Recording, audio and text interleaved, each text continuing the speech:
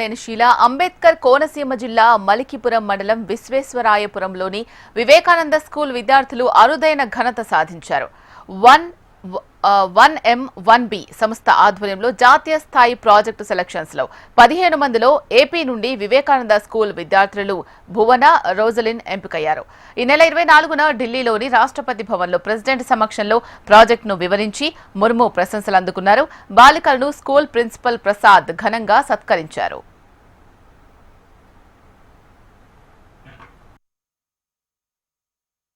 ఎవరికి దక్కలేని ఆపర్చునిటీ మాకు దక్కినందుకు మేము చాలా హ్యాపీగా ఫీల్ అవుతున్నాం.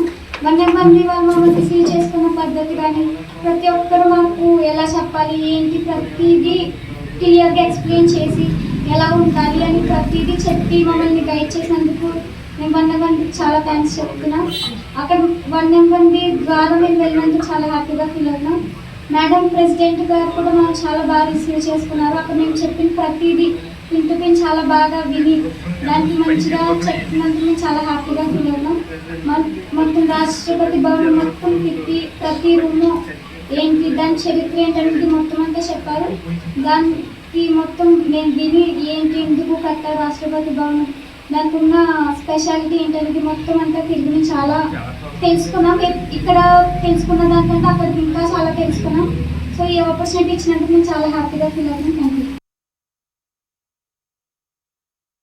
విశ్వేశ్వరాయపురం చిన్న గ్రామం నుండి రాష్ట్రపతి భవన్కు ఈ 1M1B ద్వారా ఒక ప్రాజెక్ట్ రాష్ట్రపతి భవన్కి ఎంపిక అవ్వడం అనేది నిజంగా నేను చాలా సంతోషిస్తున్నాను. ఎందుకంటే ఒక లక్ష్యాన్ని మనిషి చేరుకున్నప్పుడు ఎంత ఆనందం కలుగుతుంది అనేది నేను ప్రత్యక్షంగా ఇప్పుడు అనుభవిస్తున్నాను. నా గోల్ రాష్ట్రపతి భవన్కి మన స్కూల్ని తీసుకెళ్ళడం. అది 17 సంవత్సరాలు పట్టింది నిజంగా చెప్పాలంటే.